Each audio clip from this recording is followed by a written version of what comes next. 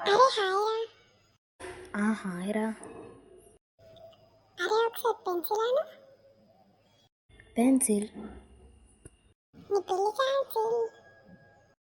6 అను. 6. నీ పెళ్లి 6. అయితే ఇప్పుడు నేను అడిగిన ప్రశ్నకు సమాధానం చెప్పు. నువ్వు ఎవరు? నేను రయాన్స్. నువ్వు రయాన్షా, పూణేషా, కోడి కొట్ట అని అనలేదు. నువ్వు ఎవరు? నేను మనిషిని. నువ్వు మనిషివా, కుక్కవా, నక్కవా, పందివా అని అడగలేదు. నువ్వు ఎవరు? నేను మా నాన్న కొడుకునిరా.